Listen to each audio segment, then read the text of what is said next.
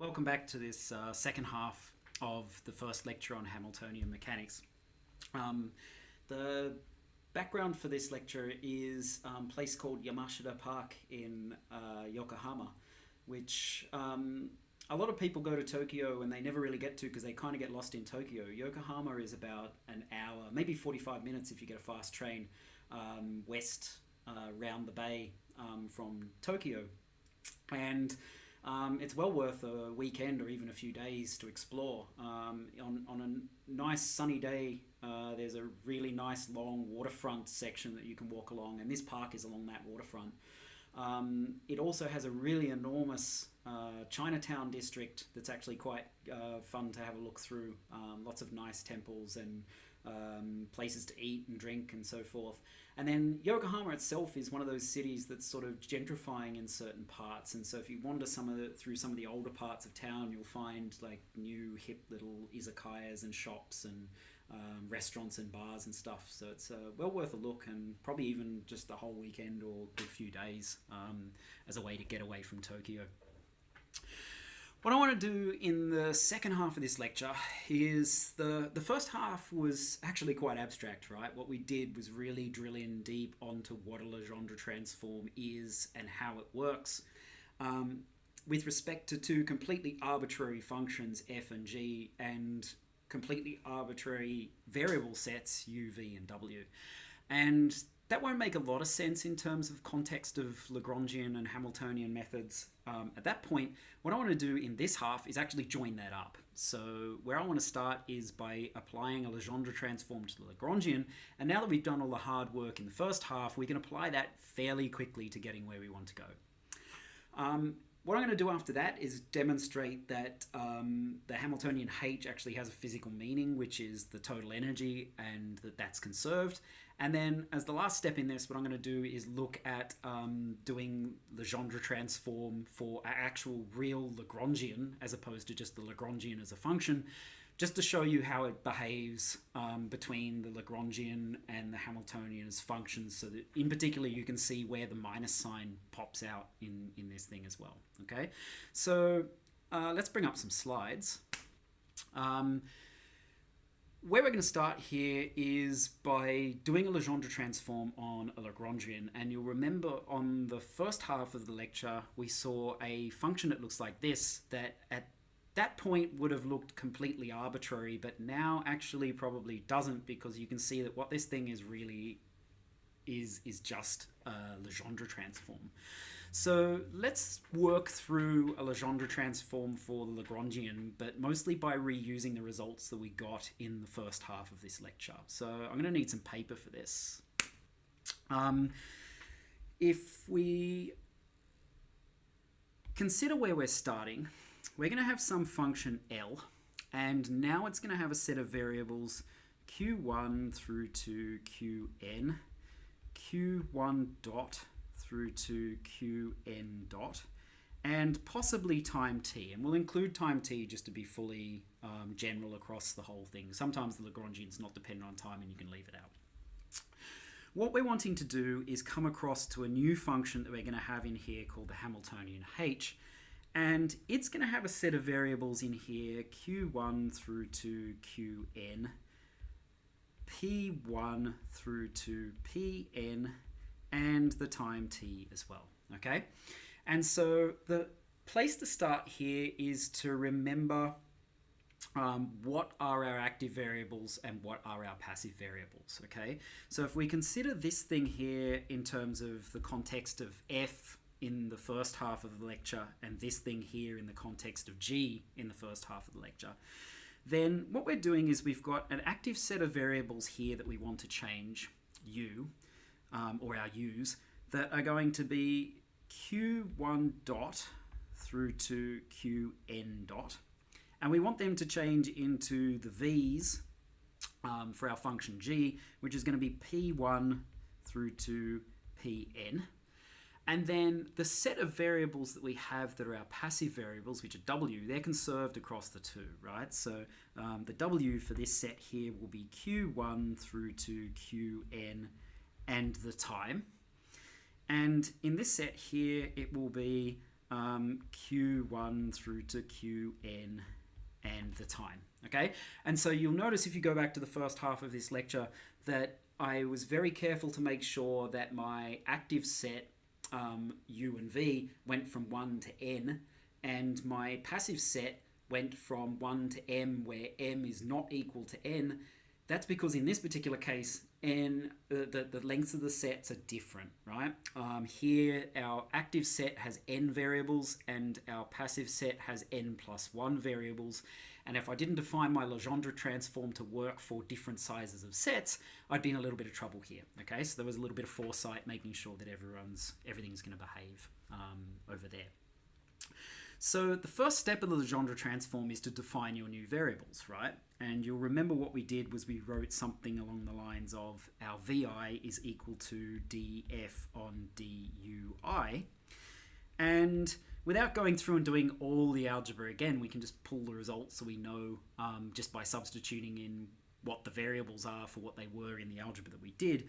This would now be Pi is equal to dL on dQi. If we just go back and map from our functions to our functions, our variables to our variables, okay? And this of course is a thing that we already had defined. This is just our canonical momentum. So that pops out quite nicely here, okay? We also had earlier our way of defining G in terms of our function f, and it was basically the sum from I equals 1 to n of ui vi minus f. And so if we now map that across, our function h is going to be equal to the sum I equals 1 to n of our u's are our q's, q dots, so this will be qi dot. Our v's will be p's, so pi, minus our function that replaces f, which is the Lagrangian. And of course, p and q in here are just numbers, so we can reverse their order. And so this thing ends up being sum I equals 1 to n of pi qi dot minus L. Okay, and so that's basically how we get this expression up here. All we're doing is just defining H as the Legendre transform of L, where we change the Q dot coordinates to the P coordinates. That's all that equation is. It's just do a Legendre transform. One thing that you'll notice that we got out when we did our Legendre transform earlier is that UI is equal to dg on dvi, right? You'll remember if we pop back up, we had this nice symmetry that runs from our input side to our output side, and sort of nice symmetry of results in here. So we can consider that symmetry of results. And so if we run this across, what this now is going to be here is our u's, and our u's are q dots. So this would now be qi dot is going to be equal to the derivative of our new function, dh, on the variable for our new function, which is going to be dpi. And so we've got a new little equation that pops up in here, something we haven't seen before. Okay, so we haven't defined this because we haven't had a Hamiltonian and we haven't really done anything with our generalized momentum, but that gives us the sort of corresponding symmetric coordinate in there. And there's another thing that popped out from what we did earlier, which is that what happens for our passive variable set, right? So you'll remember that we had dg on dwi is equal to minus df on dwi. Okay, we got that back up here. So if we come down here and apply that, what we're going to find is that our dh on... Oh, actually, let's do this the other way around, because it doesn't really matter which way you write this thing. Okay, you could equivalently write this as df on dwi is equal to minus dg on dwi, and it gets us the form that is more familiar that you'll see in books. Okay, so in here what we would have is dl on d, our passive variables are the qi's, So this will be equal to minus dH on dqi. And you'll notice you could put the minus sign on either side, so it doesn't really matter which way around you write this. But the more conventional way to see it is as we've got written here.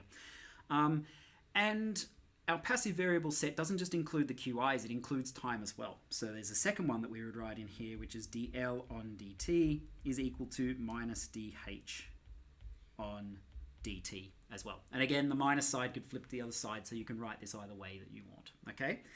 And then the last one to write here, it's less useful, but we'll write it because we know that it exists, is you'll remember that we could actually write the Legendre transform in its symmetric version as well. So you'd have f is equal to the sum I equals 1 to n of, this is going to be u's and v's, ui vi minus g. Okay, so you remember that was up in this table here where we looked at the symmetry. So this thing is now going to give us the old function L is going to be equal to the sum I equals 1 to n of P I Q I dot, for the same reason I can put them either way around as I said before, minus H in here. Okay, and so if we have a look at this all on one screen now, you can see that we basically just take the Lagrangian as our function f, the Hamiltonian is our function h, our passive variable set as the coordinates q, I, and t, our active variable sets as the qi dots and the p's. We do a Legendre transform and out pop a whole pile of useful relations in here. And we'll see that we can break them up into two symmetric sets, okay? So the first set is the ones that come from the active variable sets. And the first one is one we're familiar with. It's the definition for our canonical momentum. Pi is equal to dL on dqi dot. We get a corresponding relationship that defines our generalized velocity in terms of the canonical momentum now, right? Which is qi dot is equal to dh on dpi. And so if you want to go from the coordinates and velocities space to the coordinates and momentum space, you basically have to implement a whole pile of these transfers of variables across by using your L or your H to switch between the two systems. Okay, so suppose you set up your system and you decide to go down the Lagrangian approach and you find, well, actually it's not working. I really wish I had 2n first order DEs instead of n second order DEs. All you have to do is do the variable mapping across to the Hamiltonian form, and then you can just continue on down the road using the Hamiltonian form instead. Okay, so you can switch between the two using these relationships. And then from our passive variable set, what we end up with is basically a relationship between the Lagrangian and the Hamiltonian in terms of the passive spatial variables, which is the generalized coordinates, or time if there's a time dependence to that. And if there's no time dependence to that, you'll notice that all this really says is that 0 is equal to 0. Okay, works out quite simply. The one thing we're missing at this point is the Euler-Lagrange equations. Okay, so let's try and pick those up using what we've just learned about our Legendre transform. So Euler-Lagrange equations, what we would have is d on dt of dl on dqi dot equals dl, sorry, make this a partial. And it's very important that this is a partial. dl on dqi. Okay, so let's call this equation 3 for the moment, just to keep track of it. Earlier on, I probably would have, just to compare with my other notes, I would have called this one 1, and I would have called this one 2. Okay, just in case people are trying to map this to my handwritten notes. What we can do in here is we can use our PI that we just got up here, so we can use 1 to do the following. We know that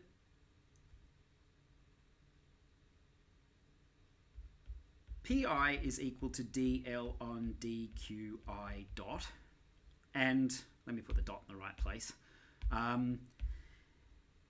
We can write pi dot, and our pi dot will be equal to d on dt of dl on dq dot I, like so. Okay, so all I've done is just taken the time derivative of this thing number 1, but of course we know via equation 3 that this is just equal to dl on dqi. Okay, so this thing comes via equation 1, this thing comes via equation 3 just here. And we know from just up above that our dl on dqi, so this term just here, is equal to dh on minus dh on dqi, right? So this thing here will be equal to minus dh on dqi. And so what we basically have here is pi is equal to minus dh on dqi as a result just in here. Okay. Now we know also that h is going to be a function of pi, right? Because we can look at it right back up here. H is going to be a function of pi somewhere in here, and so what we would naturally expect in here is that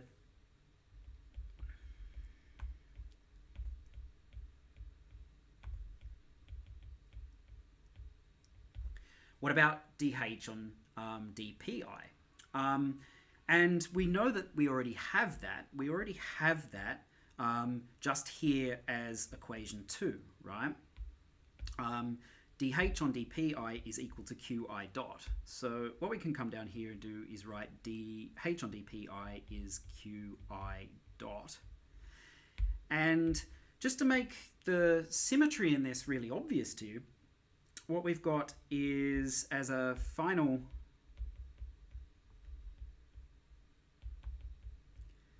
outcome is pi dot is equal to minus dh on dqi, and we have qi dot is equal to dh on dpi.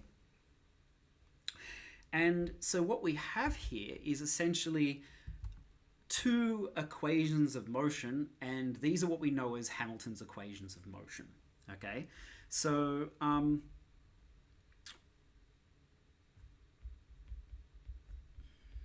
for each I, what we're going to get is two first order dEs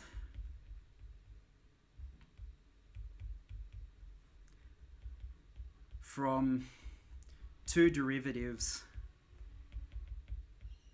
of h, and we can compare and contrast that with Lagrangian,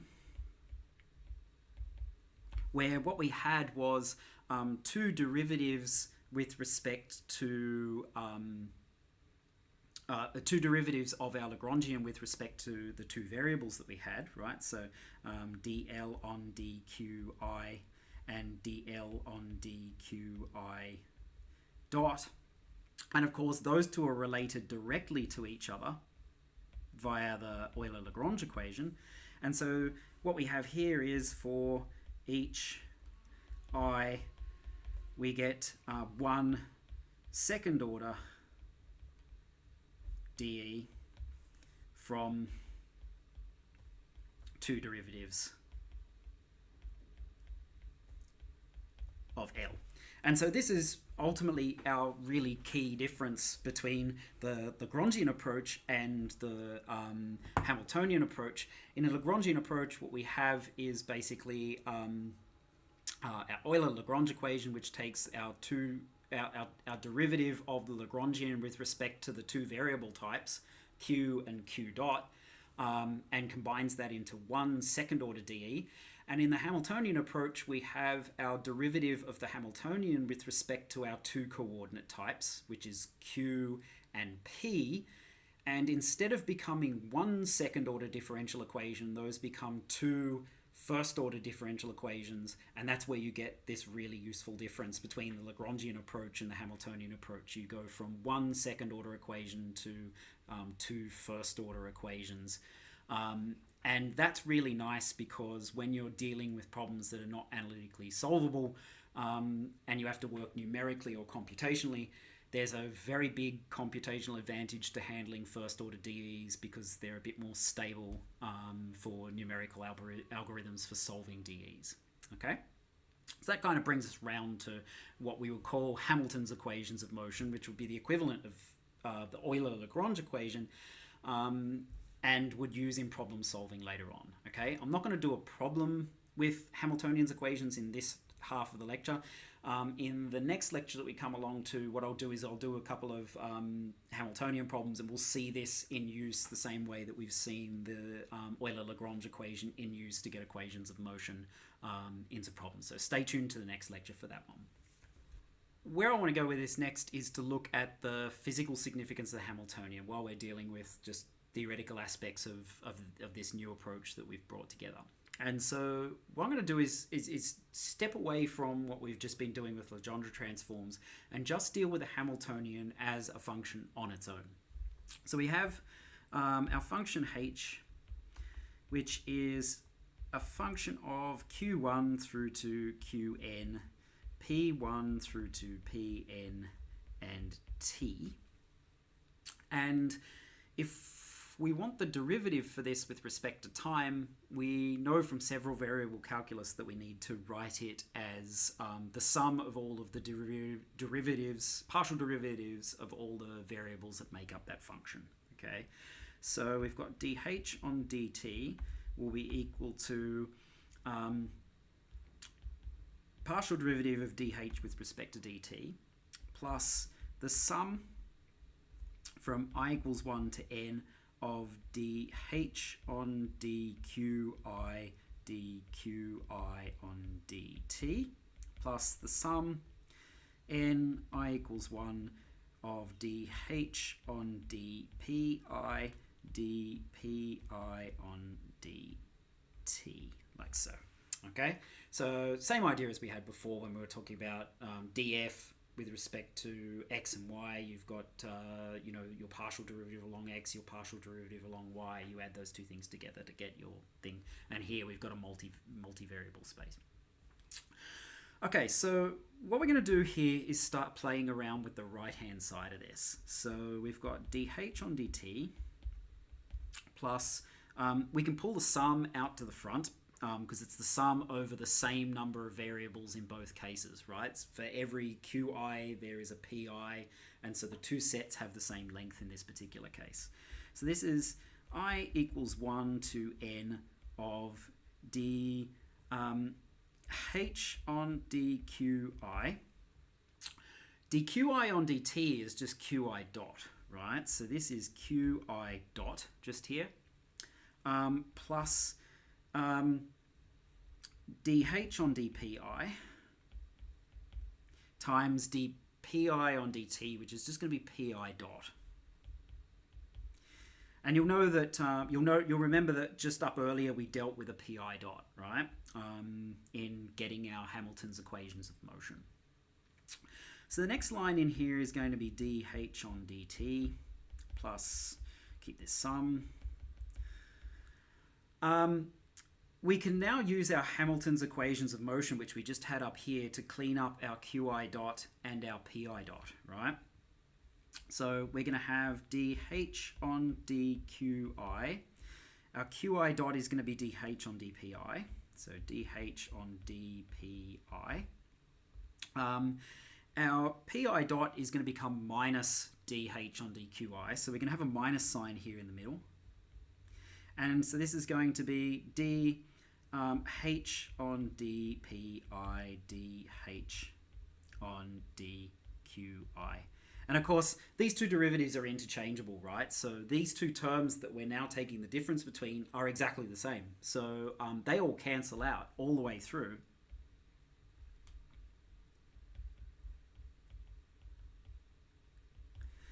And what we're left with is just dH on dt. So what we find in here is that the time derivative of the Hamiltonian can only really come about because of a dependence explicitly of the Hamiltonian on time. So if the Hamiltonian has no explicit dependence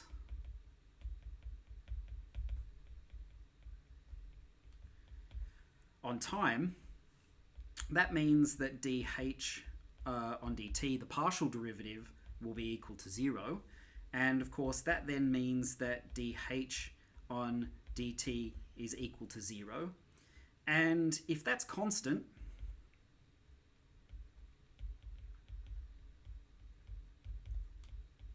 what that means is that h is conserved. And so whatever h ends up being connected to, and in a moment we'll see that it's actually connected to the total energy for the system, and you'll totally expect that because you'll go from L equals T minus V to H equals T plus V when you do your Legendre transform. What we're saying is in the Hamiltonian problems, if the Hamiltonian has no explicit time dependence, then the Hamiltonian is conserved. The Hamiltonian is connected to the total energy of the system. And so any Hamiltonian that has no time dependence is really just stating that you have conservation of energy. All right? So this is the other nice thing about the Hamiltonian approach compared to the Lagrangian approach. It is that the Hamiltonian approach, the function that you use as part of that approach, the Hamiltonian, has an actual simple physical meaning. It is just the total energy of the system. And if the Hamiltonian has no time dependence, then the total energy of that system is conserved. Fairly simple, okay? So let's finish off here with a really simple example because, I mean, we've sort of worked our way from very abstract Legendre transforms through to slightly less abstract where we've been working on Legendre transforms of functions. And now I want to bring this down to an actual real problem just so that we can see how this all fits together, okay? And so what I'm going to do is do a Legendre transform on a fairly simple Lagrangian just to show you that everything behaves itself quite well.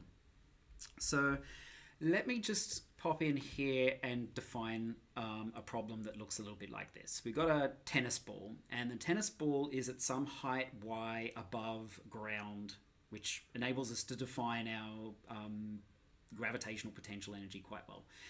It's at a particular time traveling to the right with velocity x dot, and as we know, eventually gravity will catch this thing and it'll fall down, but we're going to deal with t equals 0 and just work out what happens with defining our Lagrangian and then converting that into a Hamiltonian using a Legendre transform, okay? So as you know, there's 2 degrees of freedom in here. There's motion to the motion in the direction x and motion in the direction y. And that means that there's going to be 4 coordinates for our Lagrangian version of this. There'll be x, y, x dot, and y dot, okay? Generalized coordinates, the first 2, generalized velocities in the second 2. To get our Lagrangian, we need 2 things. We need the kinetic energy and the potential energy. The kinetic energy here is pretty easy. It's just the half mv squared, and v is just our x dot. So this will be a half mx dot squared. And our potential energy is going to be entirely just the gravitational component here. And it's going to be given by mass times gravity times the height above whatever our reference level is for our gravitational system, which we've set our 0 just here for this. So it's now going to be mgy. And of course, then what we would do is get our Lagrangian. Our Lagrangian is basically t minus u. So this thing will be a half mx dot squared minus mgy. Okay? You'll have all done this pretty comprehensively over the last few weeks, including for more complicated problems in this, so it's fairly easy to get. So what I'm going to do now is actually do a Legendre transform on that Lagrangian that we just took to get to the Hamiltonian. So let's pull this out. Our h is going to be sum from I equals 1 to n of p I q I dot minus L, okay? And the hard part of doing this transform always is dealing with this sum term in the front, right? Because you need to, if you've got one variable, it's really easy. If you've got n variables, you've got this great big sum that you've got to work through to get from one to the other, okay? And I'll see if I can come up with some tutorial questions where you've got slightly better problems where you need to go from one to the other with a Legendre transform, so that those of you who want to try it can have a little bit of fun with it. So what we're going to do is deal with our pi, qi dot terms in here, okay? And in particular, what we know is that we have pi is equal to dl on dqi dot. That's just the definition of canonical momentum. And we also know that qi dot is going to be equal to essentially the derivative of qi with respect to time. Okay, so if we're working on our dpi dqi in this particular case, it's going to be, we have one variable we have to deal with in the x direction, and we have one variable that we have to deal with in the y direction, right? Because there's an x and an x dot, and that x dot would have a corresponding px, and there's a y and a y dot, and that y dot will have a corresponding py. Okay, so there's going to be two terms in here, and we can basically write this as